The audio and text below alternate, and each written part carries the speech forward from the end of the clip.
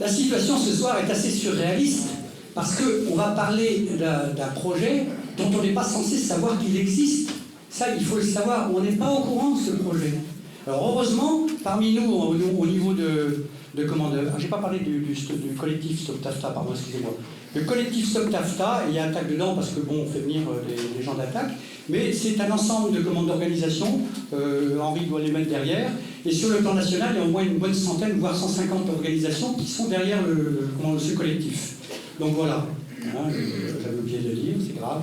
Bon, donc, je répète, la situation est surréaliste parce que ce projet, on n'est pas censé le savoir, ça se passe dans le secret, et tous les gens qui y travaillent, que ce soit de la Commission européenne, parce que ça a été délégué à la Commission européenne par le gouvernement, hein, les 27 ou 28, je ne sais plus comment on est maintenant, et donc en face, il y a le gouvernement des USA.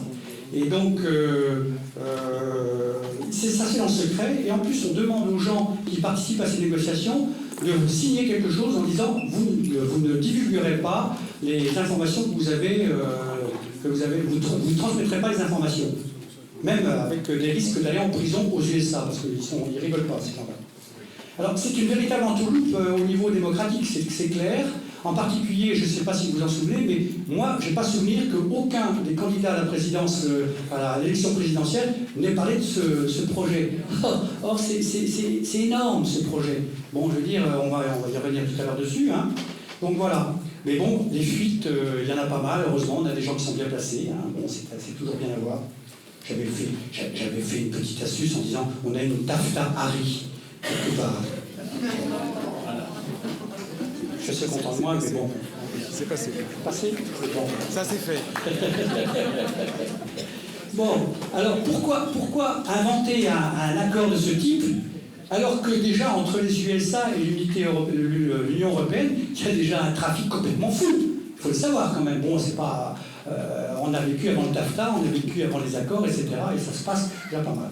Alors, le TAFTA, c'est quoi? C'était ça le titre de ce qu'il y avait sur l'affiche. Alors déjà, pour semer la confusion, il a plein de noms. TAFTA qui veut dire, alors moi je suis de réfléchir à chaque fois, c'est Transatlantic Free Trade Agreement. Après TTIP, c'est Transatlantic Trade and Investment Partnership.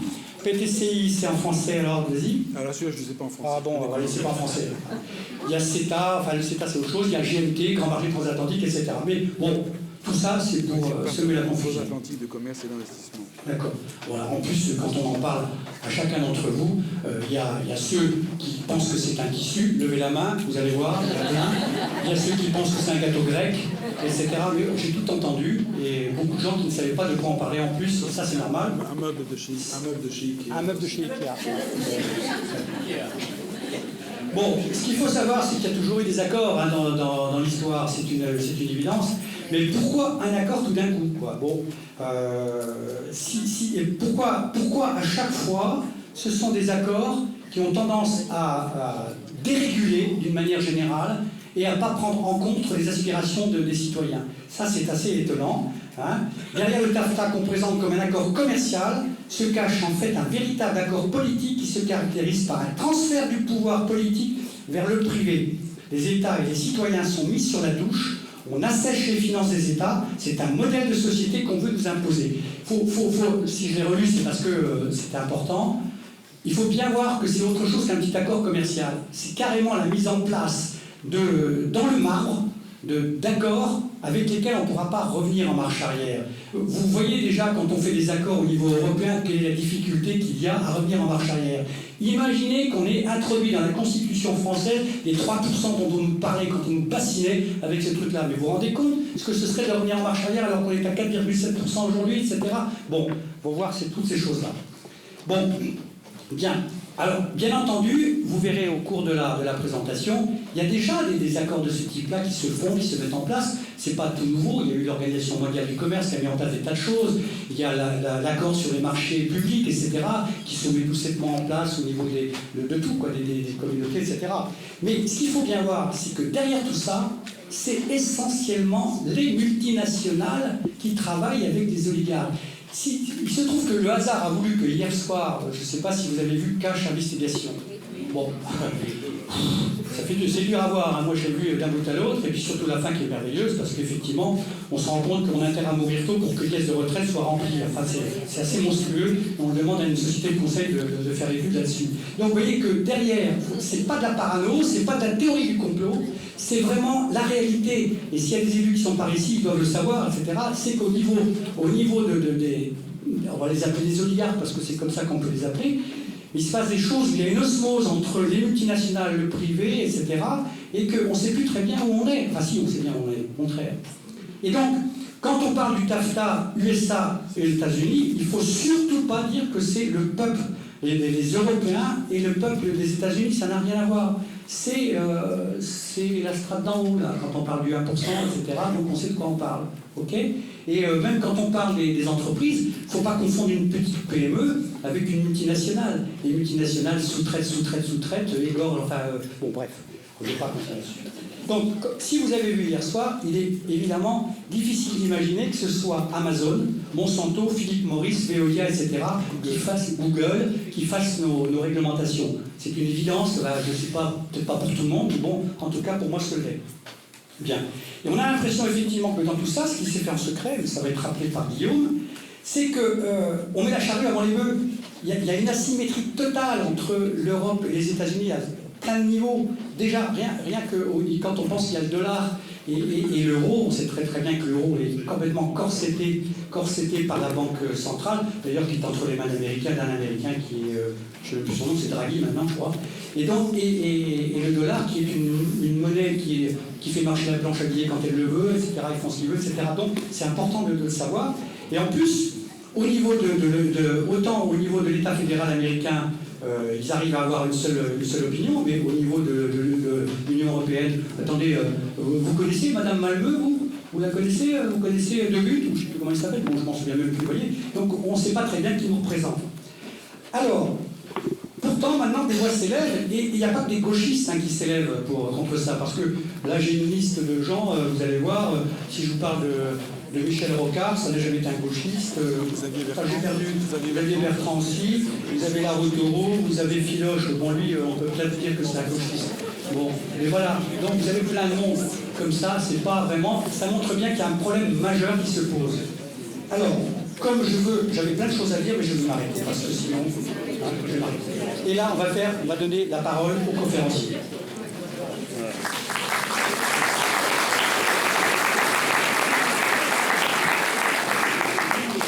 Merci beaucoup Alexis. On entend, c'est bon ? Donc j'espère que je vais faire oublier Frédéric Vial, donc qui devait intervenir aujourd'hui. Donc c'est moi, ne vous inquiétez pas, j'en suis à ma 10e ou 15e conférence sur le TAFTA. Je vais me présenter très rapidement. Donc je suis économiste à l'université Montesquieu Bordeaux 4 qui n'existe plus, l'université de Bordeaux. Moi j'ai travaillé sur les finances éthiques et microcrédit. Et juste pour info, j'ai sorti un petit livre sur l'histoire du microcrédit en Europe depuis le XVe siècle et je fais le lien avec l'aide sociale. J'en ai quelques-uns, je les vends et je reverse 50% du prix au collectif Stop TAFTA La Rochelle pour financer ce genre d'action. Donc n'hésitez pas, il n'y en a pas beaucoup, donc j'en ai une dizaine. Et je suis aussi coordinateur d'Attaque Campus, donc je vais en profiter quand j'y suis, si le président me l'autorise. Nous sommes en train de restructurer l'ensemble des Attaques Campus en France, donc je vois qu'il y a beaucoup de jeunes, mais bon, c'est des moins jeunes, mais si vous souhaitez monter un Attaque Campus La Rochelle, n'hésitez pas à m'envoyer un mail, on vous aidera et on fera en sorte qu'il y ait un Attaque Campus à La Rochelle. Voilà pour les présentations, donc je vais me lancer dans la thématique aujourd'hui qui nous intéresse, donc du traité nord-atlantique. Alors moi, je préfère parler de grands marchés transatlantiques. Parce qu'on va voir assez rapidement que ce qui est en train de se passer à l'heure actuelle, c'est beaucoup plus qu'un traité commercial. C'est un projet de société, un projet de vie qu'on veut nous imposer. Donc parler essentiellement d'un traité commercial, effectivement, il va falloir s'y opposer. Et je vois que vous êtes extrêmement nombreux, et là, ça me rend un peu plus optimiste. Lorsqu'on a débuté Attaque Campus, notamment à informer sur le TAFTA, donc c'était au début de l'année, ma première conférence à Bordeaux, il y avait 10 personnes. Là, je vois qu'il y a peut-être 200 personnes. J'étais il y a 3 semaines à Pau, il y avait 150 personnes, avec aussi des élus. Donc on voit quelque chose est en train de prendre, et donc c'est vraiment une très bonne chose. Je ne suis pas un optimiste béat, mais je pense qu'on peut gagner cette victoire, ce qui pourrait être très fondateur pour la gauche de la gauche. Donc ce qui nous réunit ici, c'est le marché transatlantique, qui est vraiment un combat extrêmement important. Et l'idée, c'est pas de lutter contre l'ensemble des traités commerciaux, des formes de traités commerciaux. L'idée aujourd'hui, c'est vraiment de lutter contre un grand marché. Et les mots vraiment sont extrêmement importants. Je parle de marché. On est en train de créer un vaste marché nord-atlantique. Et ça va beaucoup plus loin qu'un traité. On pourrait très bien réfléchir à des formes de traités, soit pas forcément des traités marchands, et on pourrait changer la culture ou d'autres éléments. Là, on est dans la constitution d'un marché. Mon intervention va être pour 45 minutes. J'ai l'habitude d'être très très bavard, donc il faudra que le président de séance, Alexis, me stoppe, puisque je parle beaucoup. Donc 45 minutes, je vais essayer de m'y tenir. Donc vraiment trois points importants dans cette intervention. Je vais revenir sur les traités commerciaux, un petit historique très très rapidement, vous inquiétez pas. Je vais revenir sur les fondements théoriques. Alors là aussi, ce ne sera pas un cours d'économie, je vais rester 5 minutes pour vous montrer où est véritablement le combat et vous montrer, et là c'est important pour avoir des arguments en vue de s'opposer au traité, qu'il y a un certain nombre de mythes qui fondent les traités commerciaux et le libre-échange tel qu'on nous l'impose. Et je terminerai sur une présentation du TAFTA, surtout du mandat, puisqu'on verra que le TAFTA n'est pas signé, il y a juste un mandat de négociation européen, on le connaît. Et on connaît aussi le CETA, qui est un traité commercial entre le Canada et l'Europe. Donc celui-là, il est sorti, il va être ratifié, normalement. Donc on sait ce qu'il y a dedans. Et a priori, le CETA, c'est la petite sœur, ou la jumelle, le jumeau, du TAFTA. Donc on a beaucoup d'informations et on va voir pourquoi il est nécessaire de s'opposer à cela. Donc ce qui est important, vraiment très très rapidement, c'est qu'il faut vraiment distinguer le commerce et l'échange. Si tout commerce est une forme d'échange, ça, il n'y a pas de souci, tout l'échange n'est pas une forme de commerce. Et c'est pour cela qu'en partant de cet élément, on sort complètement de la logique dans laquelle l'extrême droite essaie de nous mettre, nous fait faire le jeu, et les forces médiatiques, en nous présentant comme d'odieux protectionnistes nationalistes. Ce qui n'est véritablement pas le cas. En s'opposant au traité commercial, on ne s'oppose pas à l'échange entre les peuples. On s'oppose à une forme de domination marchande. C'est pour ça qu'il faut faire, dans les débats, lorsque vous voulez discuter avec des gens qui pourraient être pour le traité commercial ou qui ont peur du protectionnisme, bien expliquer que nous ne sommes pas contre des échanges entre les peuples et entre les nations. Nous sommes plutôt contre un certain nombre de formes de commerce qui vont détruire nos normes sociales, sanitaires et environnementales. Donc dans l'histoire du commerce international, les premiers traités commerciaux, on peut les remonter, on peut peut-être même remonter à l'Antiquité, mais ça ne va pas nous intéresser énormément. On peut reprendre un certain nombre de traités. Il faut savoir que tous les traités commerciaux depuis le début du capitalisme, autour du XIIIe siècle, XIVe siècle, ce sont des traités commerciaux qui sont apparus après une guerre ou un combat, où c'était une volonté de coercition. L'exemple le plus connu, c'est le traité entre l'Angleterre et le Portugal en 1703. L'objectif, c'était, je vais être mal poli, mais c'était d'emmerder les Français, surtout le vin français. Ce qui fait que l'Angleterre a supprimé les droits de douane du vin portugais, mais a quand même conservé des droits de douane pour le vin français, ce qui fait qu'on a un peu essayé d'embêter nos viticulteurs girondins et bordelais, et pas que. On va en avoir un certain nombre d'autres, tout au long du XVIIIe siècle et au XIXe siècle, avec une forte volonté des économistes libéraux anglais de libéraliser les échanges agricoles. C'était les fameuses lois sur les corn laws en Angleterre. Et l'objectif, c'était de permettre l'entrée en Angleterre très facilement et à moindre coût du blé pour baisser les salaires, déjà à l'origine, pour baisser les salaires des Anglais. C'était ça l'objectif numéro 1 de l'abolition des corn laws, c'était faire venir du blé et des biens agricoles en Angleterre en vue de baisser les salaires, puisque dans l'économie classique, les salaires, le salaire, c'est l'équivalent des besoins minimums. Donc, toute l'histoire des traités commerciaux jusqu'en 1945 sont des traités bilatéraux. C'est deux pays qui vont négocier. Souvent, les traités, c'est une page. Il y a 2 ou 3 articles. Le CETA en fait, donc le CETA c'est le traité avec les Canadiens, il y a presque 1000 pages, avec des annexes incompréhensibles. Donc on voit qu'il y a une forme de complexité de la chose, alors qu'à l'époque c'était on s'accorde à ouvrir le droit de douane, à les baisser de temps, terminé. À partir de la Seconde Guerre mondiale, donc un certain nombre d'historiens, d'économistes estiment qu'une des montées des montées de l'extrême droite, mais pas forcément, mais une des qui a fait les choses qui ont fait que la crise de 29 a été extrêmement difficile, ça a été la volonté d'un certain nombre de pays de se refermer et de limiter l'ensemble de libre-échange. Donc après 1945, on a créé les accords du GATT avec pour objectif de créer une organisation internationale du commerce qui n'a rien à voir avec l'OMC, puisque c'était adossé au traité de la Havane avec une volonté de réguler les échanges et surtout de mettre en place l'idée d'échange juste. Donc il y a eu le GATT, l'objectif c'était de libéraliser l'ensemble des échanges, non plus de façon bilatérale, mais de façon globale. Et le GATT, donc il y a eu un certain nombre de rounds de discussions jusqu'à l'apparition de l'OMC en 1995. Et là aussi, il faut savoir qu'ATTAC est né donc, de la crise de 1997 et surtout du round de négociations de Seattle. Et ça a été une des grandes victoires du mouvement social, première victoire du mouvement social pour s'opposer à ces niveaux de négociation.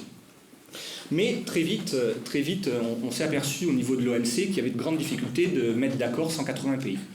Donc, sont apparus très rapidement des traités bilatéraux préférentiels comme le TAFTA, le CETA et beaucoup d'autres. Il y a des traités qu'on ne connaît pas. Il y a un traité de libéralisation des échanges entre l'Europe et la Corée du Sud, avec l'Afrique, et un certain nombre d'autres pays.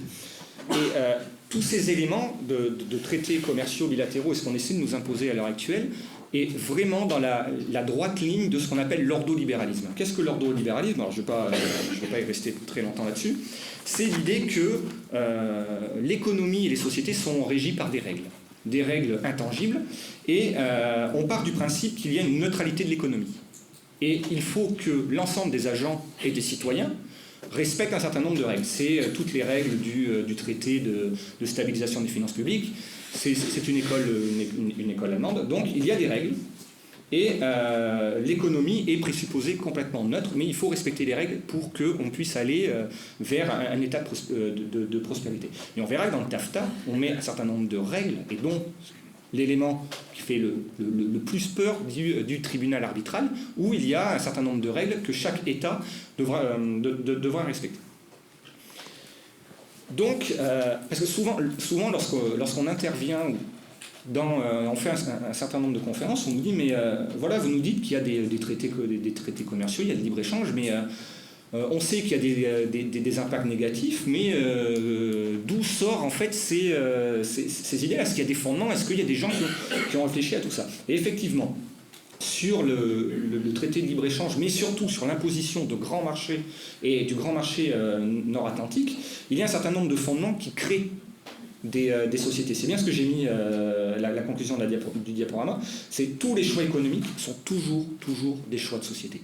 C'est-à-dire que ce qui est en train de se passer à l'heure actuelle avec l'imposition d'un traité nord-atlantique, et surtout l'imposition d'un grand marché, on veut imposer une économie de marché et une société de marché à l'ensemble des peuples nord-américains et européens. Donc les fondements, très rapidement, c'est l'idée que le marché, en tant que tel, avec un grand M, est une institution naturelle. Il y aurait des marchés dans toutes les sociétés. Et donc, toutes les sociétés possèdent un marché, et en définitive, l'échange marchand est l'échange principal. Il n'y a que des échanges marchands.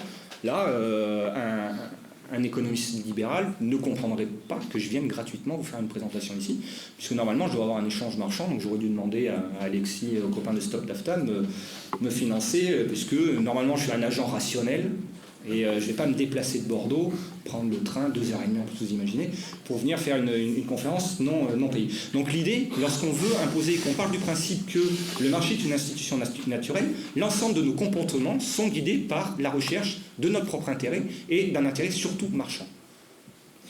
Et l'ensemble des comportements utilitaristes et marchands sont universels. Deuxième fondement, le marché est une source de bien-être, mécaniquement. Grâce au marché, on devrait être tous heureux, surtout s'il n'est pas contraint. Et c'est là qu'apparaît le traité commercial de libre-échange. C'est-à-dire que si vous voulez qu'on vive dans une super société, tout le monde serait riche, tout le monde serait beau, tout le monde serait content, il faudrait que le marché fonctionne sans aucune entrave, et donc pas de salaire minimum, pas de normes sociales, pas de normes fiscales, etc., puisqu'il faut que le prix s'ajuste automatiquement. C'est ce qu'on essaie de mettre en place avec un traité. un traité commercial. Et donc la concurrence libre et non faussée est bénéfique à tous. Dernier autre élément, le libre-échange est forcément bénéfique pour tout le monde. Donc là, c'est une vieille théorie ou idéologie. Déjà, on peut remonter à Montesquieu, qui parlait qu'il voulait pacifier les mœurs grâce au doux commerce. On peut même remonter beaucoup plus loin, l'ensemble des classiques anglais. Il faut échanger, mais on échange un échange marchand, le commerce, pour que l'ensemble des sociétés vivent au mieux. Donc il y a une multitude de théories, dont la dernière qui fonde l'ensemble des théories du libre-échange, c'est HOS, c'est-à-dire que chaque État-pays se spécialise, puisque si le libre-échange est bénéfique, il faut que les États se spécialisent. C'est-à-dire que si nous, on est bon dans un domaine, on va se spécialiser dans ce domaine, on va éviter tous les autres, on n'a pas besoin de se lancer dans d'autres productions, on va principalement produire ce domaine où on a un avantage comparatif. Ce qui fait qu'on s'aperçoit que si nous, on a un avantage qui est différent des Américains, les Américains, je ne sais pas, on va dire que les Américains, ils ont un avantage sur la production d'ordinateurs et nous sur le vin, mais il faudrait que toute l'économie française se tourne sur le vin. Donc si on avait des ingénieurs en informatique, ils doivent arrêter tout de suite, ça ne sert à rien, on n'est pas bon, qu'ils aillent aux États-Unis. Donc on voit qu'en imposant un marché, je ne sais pas si vous voyez où je veux en venir, il y aura peut-être des secteurs qui vont être bénéfiques, ceux où on a un avantage, mais tous les autres, eux, risquent de disparaître. Et on voit un certain nombre de conséquences là derrière. Et le dernier élément, la concurrence serait bénéfique pour tous et elle permet de baisser les prix. Malheureusement, si c'était vrai, on le saurait. Donc tous ces éléments-là sont des mythes. Donc je vais vraiment pas rester très longtemps sur ces mythes puisque ce qui nous intéresse, c'est vraiment le taffetas. Mais il faut savoir que le marché n'est en rien une institution naturelle, c'est une construction humaine. Et donc ce qu'on est en train de créer entre les États-Unis et l'Europe, c'est une volonté humaine. Il n'y a pas une règle qui dirait qu'il faut que le marché s'impose automatiquement pour X ou Y raison. Non, c'est une construction humaine, c'est une volonté humaine. Et les anthropologues ont montré depuis très longtemps que les marchés déjà, là je rebondis sur le deuxième, les marchés sont tous extrêmement régulés, il y a énormément de normes sur le marché, et on est capable de vivre en dehors du marché. Là, quand je viens ici, il n'y a pas d'échange marchand. Il n'y a rien du tout, donc je suis en dehors de ces échanges-là. Après, il y a toute l'anthropologie économique, le don de Marcel Mauss, don contre don. Si je fais un don à quelqu'un, j'espère, normalement, il va me redonner quelque chose, mais s'il ne me redonne rien, c'est pas grave. Souvent, il y a contre-don. Mais on s'aperçoit que le marché n'est pas une institution naturelle, et surtout que le marché n'est pas source de bien-être, et il n'existe pas d'autorégulation. Je ne vais pas faire un listing de toutes les crises du capitalisme depuis l'origine, mais on en a à peu près tous les 5 ans. Donc, vouloir supprimer toutes les barrières environnementales, écologiques, etc., en partant du principe que si le marché est libre, la concurrence est non faussée, tout va fonctionner, on s'aperçoit que la crise de 2007 vient d'une libéralisation accrue du système financier. Le troisième point qui va à l'encontre de l'idée que le libre-échange est bénéfique, c'est le paradoxe de Béroc. Donc Béroc, c'est un économiste, il a montré qu'au XIXe siècle, mais on le voit aussi au XXe siècle, les économies qui ont été le plus protégées, les lieux où il y a le plus de protection, plus de protectionnisme, sont les pays qui ont le mieux réussi au XIXe siècle. Et au XIXe siècle, il y a une seule nation qui est libre-échangiste, c'est l'Angleterre. Toutes les autres nations sont des nations plus ou moins protectionnistes, ce qui ne veut pas dire qu'il n'y a pas d'échange. C'est un protectionnisme qui est négocié. Les Suisses ont très bien compris l'histoire, ils négociaient avec les partenaires quel secteur ouvrir, c'est-à-dire les secteurs où il y avait moins de risques pour l'économie. Et alors que on s'aperçoit que, et on le voit aussi à partir du XXe siècle, la Corée du Sud, où tout le modèle asiatique, je parle économie, je ne parle pas d'un point de vue politique, puisqu'on sait que ce sont des dictatures, mais toutes ces économies-là qui étaient relativement fermées ont réussi à avoir un décollage et rattraper les pays les plus développés. Donc se dire que si on libéralise, si on ouvre un grand marché, si on fait des traités commerciaux, tout ira bien, on s'aperçoit que non, on peut très bien négocier notre libre-échange et nos échanges. Et le dernier, je ne vais pas en parler ici, on pourra en discuter après, la concurrence ne fait pas baisser les prix. Tous ces éléments-là, vous pouvez le trouver dans la revue du Conseil scientifique d'attaque, Les Possibles, disponible sur Internet. Avec François Chenet, on a écrit un article là-dessus, donc vous pouvez retrouver tout cela. Voilà pourquoi nous sommes ici, donc j'ai parlé un petit 15 minutes. Nous sommes ici pour le grand marché transatlantique. Donc ce qui est en train de se passer à l'heure actuelle, on essaie de nous imposer, ça je l'ai déjà suffisamment répété, on impose un grand marché. Pourquoi? Quelle est la logique? Si on augmente le commerce international, on va augmenter la concurrence entre les pays. Donc, si le marché est auto-régulateur et si les économies se spécialisent, on aura de la croissance et de l'emploi. Donc, il faut imposer la sphère marchande à l'ensemble de nos économies nord-américaines et européennes. Le TAFTA, en tant que tel, c'est un traité commercial bilatéral complètement classique. C'est un traité comme on en a déjà signé par le passé, qui existe. Les négociations sont opaques, et on va voir pourquoi. Et elles sont de moins en moins, puisqu'il y a des fuites, et on est extrêmement nombreux aujourd'hui donc pour pouvoir discuter tout cela. Mais il faut savoir que l'idée ici des négociateurs nord-américains et européens, c'est surtout que le peuple n'entende pas parler de ces négociations-là, puisqu'on va voir ce qui va en découler. L'idée et l'objectif du TAFTA, c'est d'aller beaucoup plus loin que les tarifs douaniers. Les tarifs douaniers, à l'heure actuelle, mis à part dans le secteur agricole, les tarifs douaniers sont extrêmement faibles. Il n'existe quasiment plus de tarifs douaniers. C'est vraiment des éléments très très faibles. Par contre, le TAFTA a un seul objectif, c'est la déréglementation. Et donc là, on va attaquer l'ensemble des normes. C'est ça l'objectif numéro 1 du TAFTA. Et il y a, vous avez tous entendu parler de ce tribunal privé des règlements des différends, qui est clairement une privatisation de la justice, et on va voir comment et pourquoi il faut lutter contre le tribunal privé.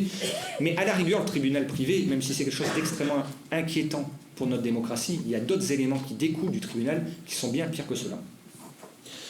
Le TAFTA, même si on va nous expliquer que c'était les fondements tout à l'heure, si on ouvre le TAFTA, on sera tous heureux et tout se passera bien. Le TAFTA répond essentiellement, principalement, aux attentes et aux volontés des multinationales. Et pas que des multinationales américaines. On a tendance à voir le capitalisme américain, les Américains, comme le grand méchant loup qui veut manger l'Europe. Je peux vous assurer que Veolia, pour ne citer que Veolia, mais beaucoup d'autres entreprises, veulent absolument ce traité pour pouvoir gérer les déchets, l'eau, comme ils le font en Europe, aux États-Unis. Et pour que les États-Unis suppriment les normes qui permettent aux villes et aux États fédérés de profiter, de privilégier la production américaine. Donc on a une vraie volonté des multinationales, les financiers. BNP Paribas, Société Générale, pour ne citer que, attendent énormément de ce traité-là, puisque dans le traité, il y a une volonté de diminuer la régulation financière et surtout pour les banques françaises de pouvoir rentrer un peu plus facilement sur le marché américain. Bon, BNP, ça a été un peu plus compliqué pour eux, vous avez suivi que là, ils ont un petit problème avec la justice, mais bon, il y en a d'autres, hein. Il y a Société Générale, il y a beaucoup d'autres banques. Il y a l'idée de l'agriculture. La spécificité d'une petite agriculture risque d'être complètement attaquée on voit mal comment des petits producteurs vont pouvoir vivre de la concurrence des grandes firmes agricoles américaines. Il y a l'idée de la clause des nations plus favorisées, mais j'en parlerai tout à l'heure. Et il y a la question fondamentale de l'harmonisation sociale. De la même façon, je reviendrai tout à l'heure là-dessus. L'idée de la Commission européenne et c'est un argument qu'on entend assez souvent, la Commission européenne, parce que on va essayer de le vendre quand même, ce TAFTA, même si nous on est en train de vous dire qu'il y a plein de problèmes. Donc la Commission européenne essaie de le vendre. Alors comment la Commission européenne essaie de vendre ce TAFTA? Donc on nous explique que grâce au TAFTA, on va avoir une augmentation de 0,5% de PIB en 2027. Voilà. Non, mais il faut tout lire, il faut tout lire. Donc, on a fait un petit calcul tout bête. Ça revient à une augmentation de PIB annuel de 0,033%. Donc, quand on va voir les conséquences environnementales, sociales d'une telle augmentation du PIB, et lorsqu'on sait qu'il faut à peu près plus d'1% de PIB en France pour baisser le chômage, on se demande à quoi vont nous servir ces 0,033% qui devraient nous apporter le bien-être dans notre belle et chère Europe. Bien évidemment, c'est une bêtise. Surtout que, là, il faut aussi un peu lire les analyses de la Commission européenne. Alors, il semblerait que les chiffres que je vais vous donner, ça vient d'un organe indépendant, Bien évidemment, il n'est en aucun cas indépendant. Effectivement, c'est une association d'intellectuels, de chercheurs, financée essentiellement par des multinationales. Il y a une petite vidéo qui a été réalisée par Fakir. Essayez de le retrouver sur Internet, elle est vraiment très très bien faite là-dessus, et vous allez voir elle dure 4 minutes. En fait, la vidéo, c'est un monsieur qui entend que voilà, on va aller avoir plus de revenus, etc., etc. Il est super content, il va sur Internet, et il y a une petite interview du commissaire européen qui est un peu embêté puisqu'on lui explique, et le journaliste lui explique qu'on nous raconte un peu des bêtises. Donc, autre élément, nous allons avoir 545 € de revenus supplémentaires par an. Bon, par ménage, pas par personne. Bon, on n'en est pas sûr, parce que vous savez que l'économie est quelque chose de mouvant, de dynamique. On est incapable de savoir combien peut apporter le TAFTA. Et c'est une moyenne. Donc, on n'est peut-être pas tous des matheux, mais une moyenne. Il peut y avoir quelqu'un qui gagne 1000, une autre personne qui perd 1000, et vous avez une augmentation de 0, mais on peut faire des calculs un peu comme ça foireux. Donc, se dire qu'il y aura une augmentation de 540 en moyenne, mais combien de personnes vont perdre? Et là, on peut penser aux agriculteurs, aux petits agriculteurs, mais même autres. Je parle de l'agriculture, mais on peut parler d'autres domaines. Et il y a aussi, alors là, je pense que les gouvernements, le gouvernement français sont super contents. D'après cet organisme-là, on aura une création nette de 400 000 emplois. Pas en 2015, en 2027. Donc voilà, bon, on va voir que ces éléments-là sont honnêtement, on n'est pas capable, de connaître la météo à 24 heures. Donc je peux vous assurer qu'en économie, on est incapable de savoir ce qui peut se passer dans un an, même dans 6 mois. Donc, attention à tout cela, mais je pense que vous n'êtes pas dupes, et vous avez bien compris qu'on nous racontait un certain nombre de bêtises là-dessus. Donc le texte est assez obscur, et puisque tout est fait de façon totalement opaque. Par contre, il y a eu des fuites. Et qu'est-ce qu'on a, et sur quoi on peut se baser? C'est sur le mandat de négociation qui a été donné par le Conseil des ministres européens. Donc ce mandat-là, vous pouvez le trouver sur Internet, il est en libre accès, on peut le trouver, voilà.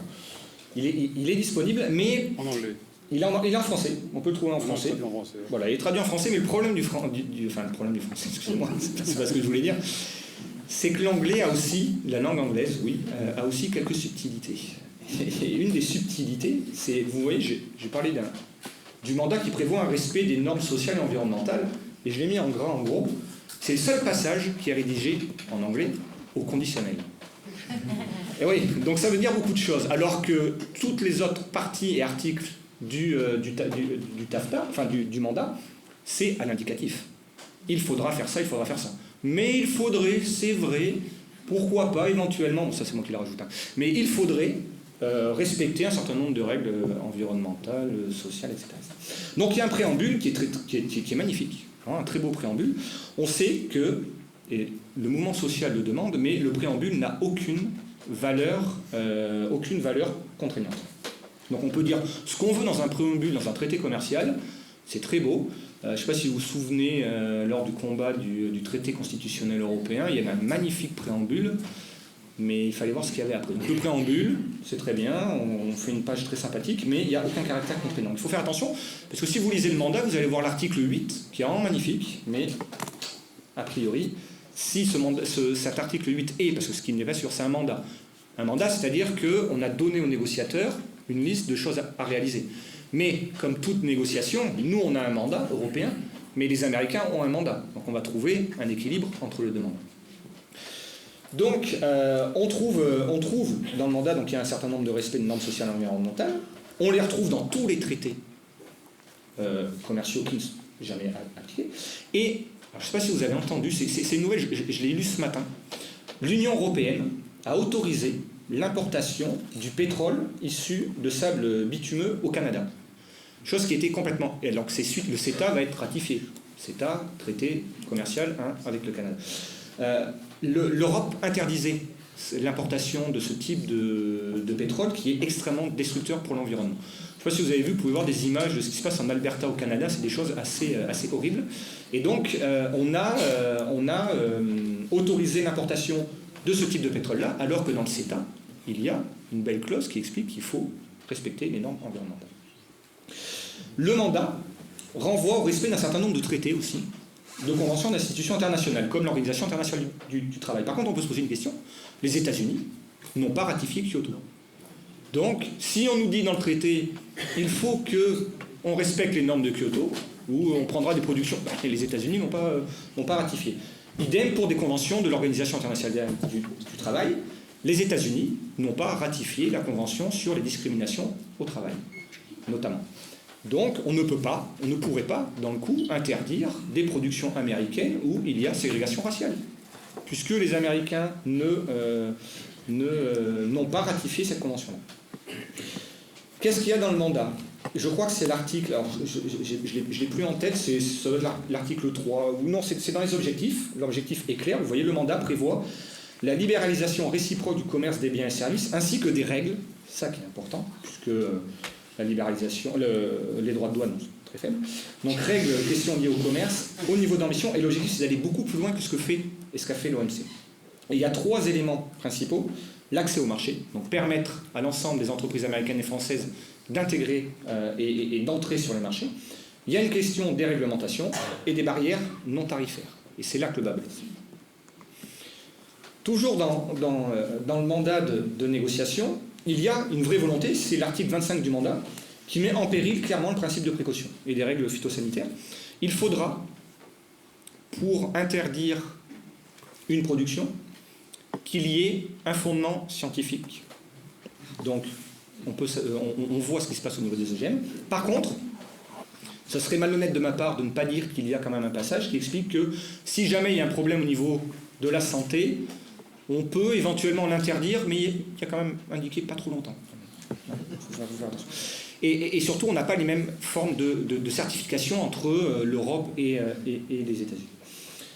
Et c'est pour ça, et c'est intéressant, il y a beaucoup d'élus aujourd'hui, l'accord va s'appliquer à l'ensemble des niveaux. Alors c'est comme ça que ça a été traduit, des niveaux de gouvernement dans toutes les autorités, État, région, département, municipalité.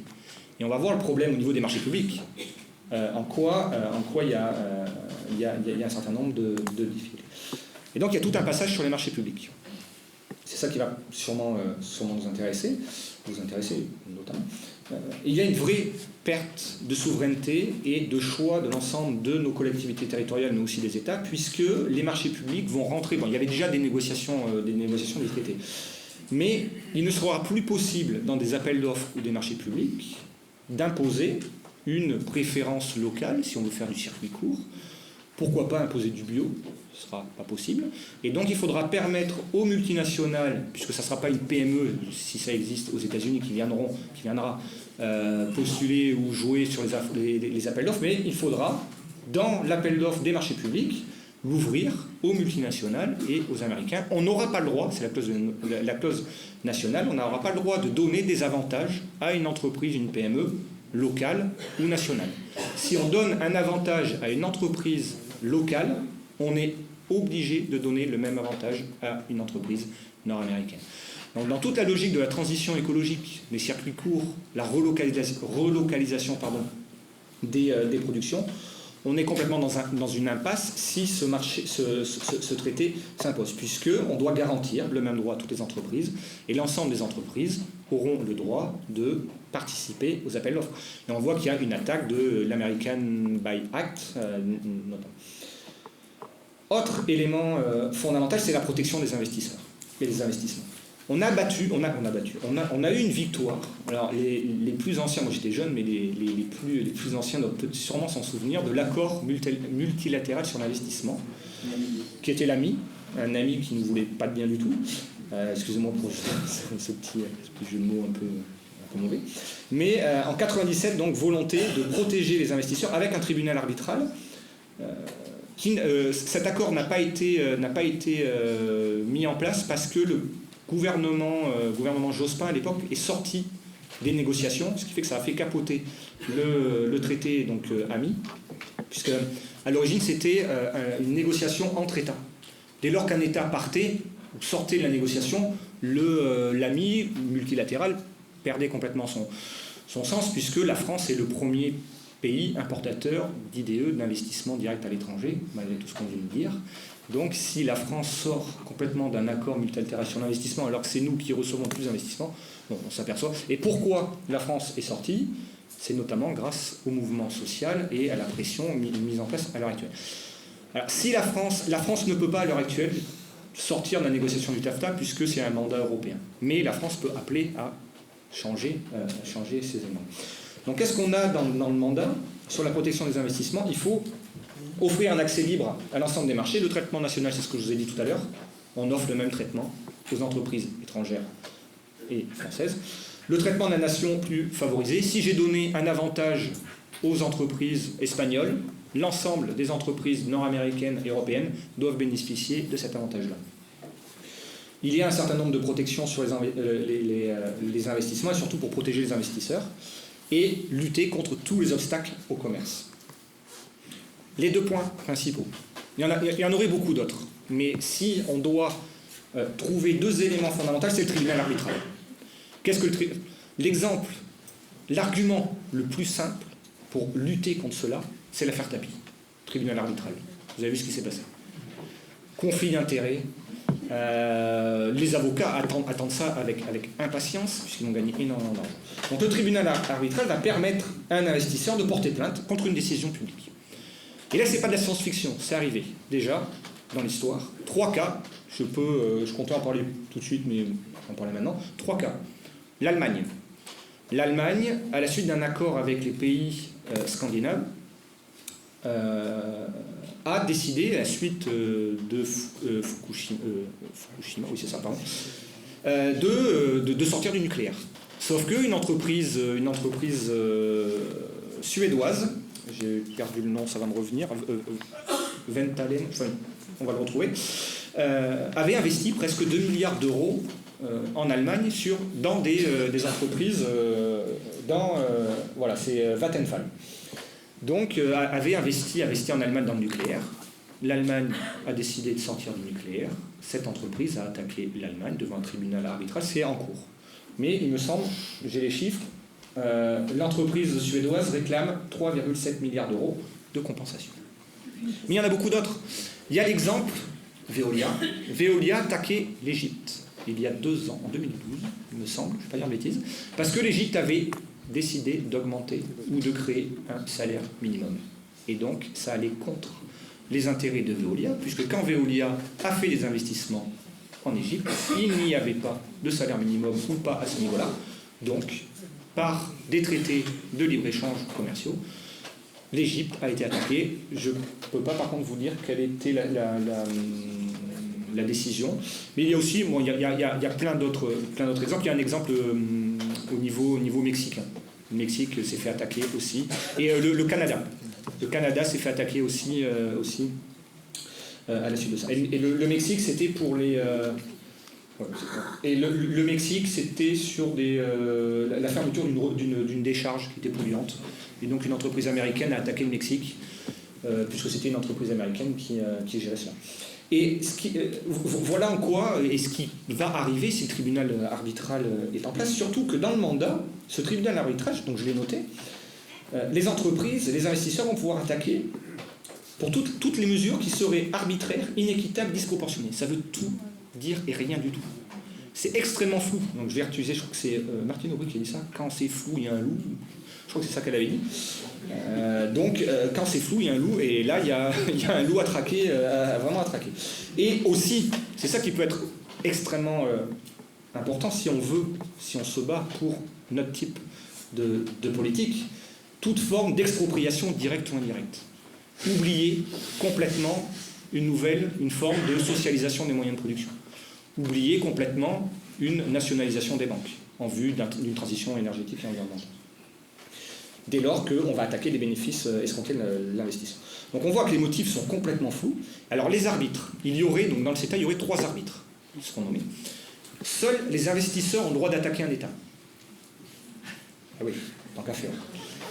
Bien évidemment, des grands groupes d'avocats vont s'engouffrer là-dedans, ça va faire brasser de l'argent énorme. Mais une petite PME qui sera française, qui voudrait produire ou vendre aux États-Unis, elle sera incapable de payer les 50 000, 500 000 ou 1 million d'euros pour pouvoir passer devant le tribunal. Donc on voit très bien que l'idée de ce TAFTA, c'est les firmes multinationales, on a tout fait pour les firmes multinationales. Et surtout, dans le tribunal arbitral ne pourra donner son avis essentiellement sur les éléments qu'il y aura écrits noir sur blanc dans le TAFTA. Ce qui fait que le tribunal ne pourra pas dire oui, mais il y a une convention de l'OIT qui dit ça. Oui, mais il y a un protocole de Kyoto. Oui, mais il y a cet élément. Non, c'est pas dans le TAFTA. Donc, on applique essentiellement ce qui aura écrit sur et dans le TAFTA. Et donc, comme je vous l'ai dit, seules les entreprises peuvent le saisir. Mais le deuxième élément dangereux, c'est que cet accord est évolutif. C'est l'article 43 qui va mettre en place un mécanisme de coopération réglementaire. C'est-à-dire qu'après l'adoption du TAFTA, il y aura un organe consultatif, technocrate, qui devra analyser, être informé, donner des avis sur toutes les décisions publiques décidées dans chaque pays. Et à la suite des avis, accords, refus de ces entreprises, on pourra modifier le traité ou aller plus loin sur un certain nombre de réglementations sans que les gouvernements aient leur mot à dire. Donc on va donner le pouvoir à un organe complètement technocratique. On ne sait même pas qui pourra y avoir dans cet organe-là. Et ils auront le pouvoir de négocier secrètement sur le dos des peuples un lissage, une adaptation de l'ensemble des réglementations existantes. Et d'un coup, c'est bien pour cela que dans le mandat, on nous met un certain nombre d'endroits où, oui, il faut ne pas aller contre les normes environnementales, sociales, etc., etc. Oui, sûrement. Mais après, notre accord étant évolutif, qu'est-ce qui va se passer? On n'en sait strictement rien. Et là, c'est après qu'on va pouvoir peut-être attaquer nos normes. Parce que bien évidemment, dans le mandat de l'Union européenne, il ne pouvait pas y avoir écrit « on va autoriser les OGM ». Il ne pouvait pas y avoir écrit « on va baisser les salaires », etc. etc. C'était impossible, puisque là, on n'aurait pas entraîné la révolution, mais quasiment. Ce qu'il y a dans le TAFTA, c'est qu'on va dire clairement « on va protéger vos normes sociales et environnementales », mais après, ce qui va se passer après, dans le cadre de cette coopération réglementaire, on n'en sait strictement rien, et on pourra aller beaucoup plus loin.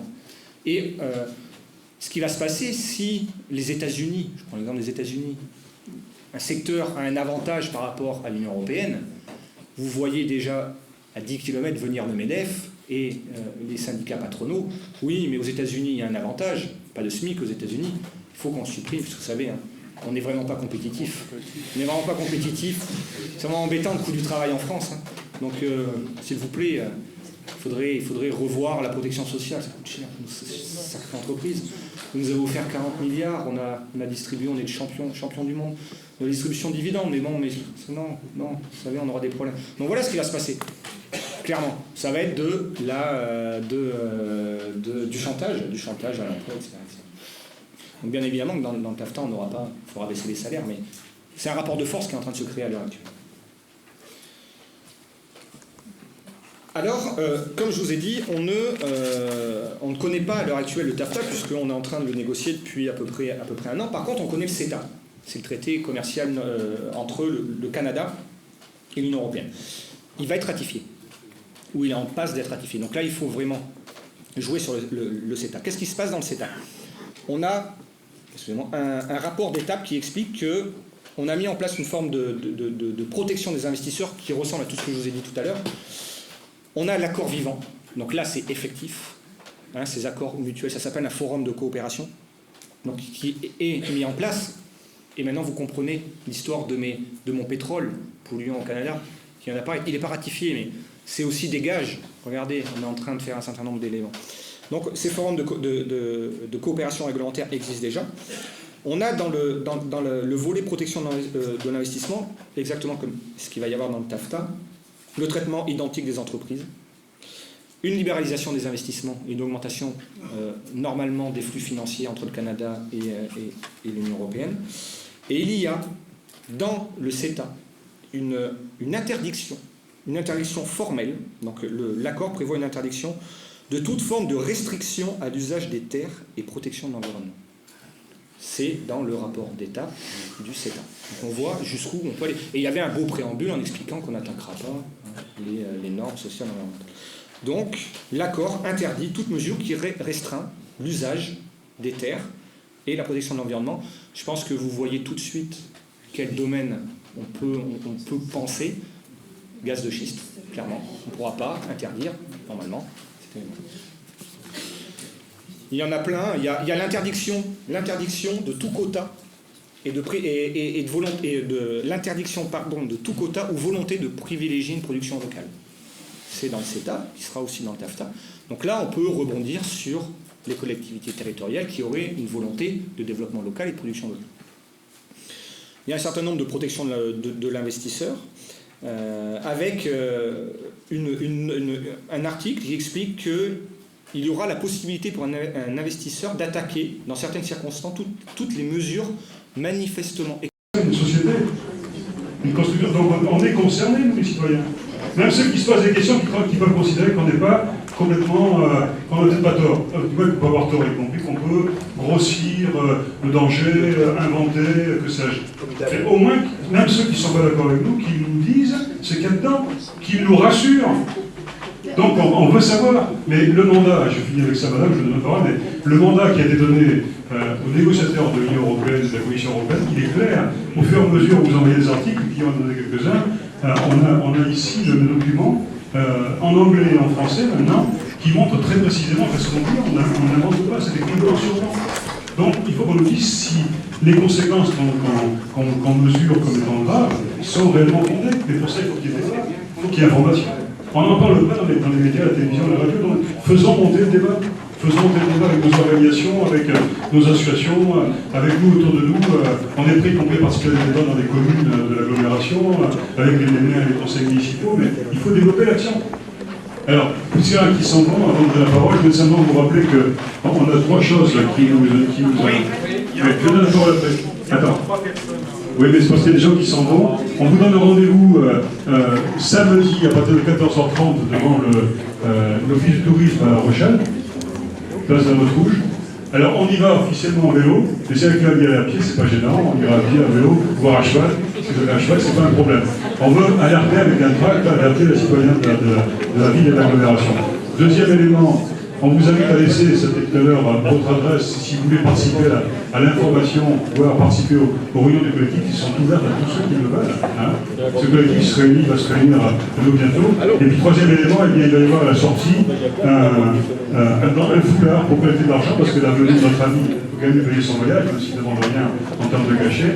Il y a le tract qui a été tiré, etc. Et donc on a besoin de votre soutien financier. Nous, on n'a pas les sociétés multinationales avec nous. Donc, mais par contre, je pense que vous êtes chacun tenant en fonction de ses moyens. Voilà. Utiliser les élus de droite qui ont quitté le conseil municipal et qui ont fait leur proposition, je trouve que c'est un petit peu réducteur parce que, en fait, je pense que déjà la différence entre la droite et la gauche n'est pas forcément toujours sensible. Et on peut demander à la population en général ce qu'ils en pensent. Je pense qu'il y en a beaucoup qui seront d'accord avec moi. Et quand moi j'ai personnellement interrogé Bernard Lalonde, qui est devenu sénateur, sur ce qu'il pensait du traité transatlantique, je me rappelle qu'il est a priori pas de droite puisqu'il se dit socialiste, enfin qui est parti socialiste, il est complètement pour. Donc je ne pense pas qu'on puisse stigmatiser droite et gauche. Par contre, effectivement, qui essaye d'opposer justement le reste, une grande majorité de la population, qui essaye de faire des dichotomies entre les différentes populations pour que justement on ne réagisse pas. En fait, on fait partie des 99%. Et ça, il ne faut pas l'oublier. Pour partout, comme Amazon, etc. Donc il y a des choses positives qui pourraient être faites dans ces projets-là. Ils ne sont pas faits. Pourquoi? Parce qu'ils sont faits par les lobbies et les multinationales.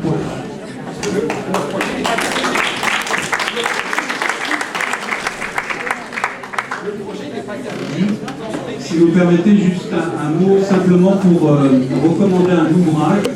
Et si on veut se convaincre de l'importance du débat citoyen que vous organisez ce soir, et qui va dans le sens d'avoir des arguments supplémentaires sur l'importance du rapport de force avec les multinationales dans le monde. Il n'y a pas tant que ça des grands ouvrages de mon point de vue sur le sujet. Je vais citer l'ouvrage de Zanzigler, Les nouveaux maîtres du monde, qui reste, même s'il date un peu, qui reste une très grande référence pour tirer des vrais enseignements sur les incidences que ça peut avoir sur les États dans ce rapport de force, lorsqu'il nous dit en quelques mots que ces multinationales représentant moins de 1,5% de l'emploi mondial trustent plus de 50% à l'époque des bénéfices des échanges commerciaux du monde. Je vous laisse avec ça. Bonne lecture. Je pense que c'est un élément supplémentaire qui peut aider à des arguments. Je n'ai pas présenté Jean-Pierre. Jean-Pierre Mandreau, conseiller général de l'assurance maritime, dans l'opposition.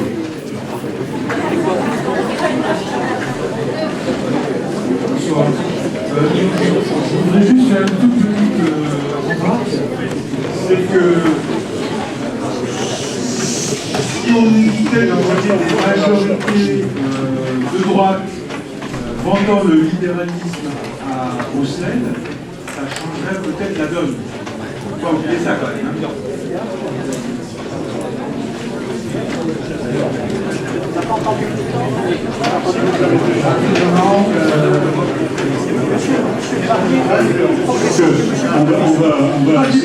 On va obligé de cesser la réunion parce qu'il y a un certain nombre de personnes qui sont bons.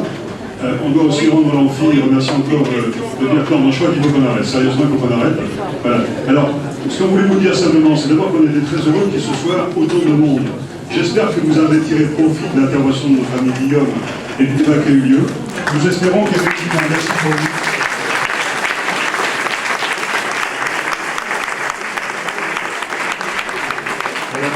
Il a dit, c'est pas une rigolade, qu'il a fait un livre à l'expression de sa thèse. Et ce livre, il en donne 50% à notre collectif s'il l'a acheté. C'est un bouquin intéressant, il a une très belle thèse qu'il a faite dans l'économie.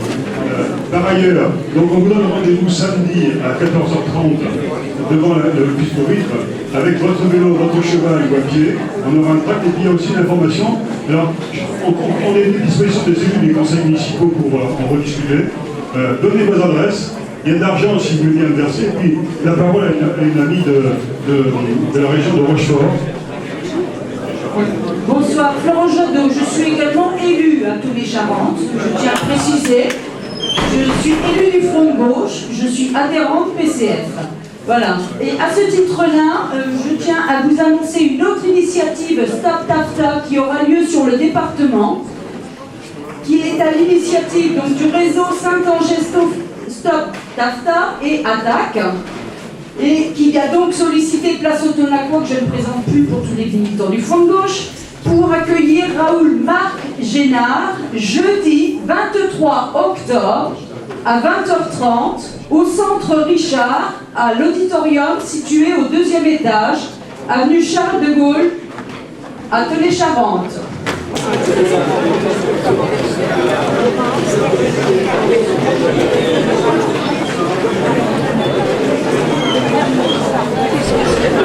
N'hésitez pas, si vous avez un petit peu de monnaie, n'oubliez pas de ne pas passer la caisse et de nous aider à la besoin. Voilà, nous allons vous soutien. Tu connais Cocolani, toi?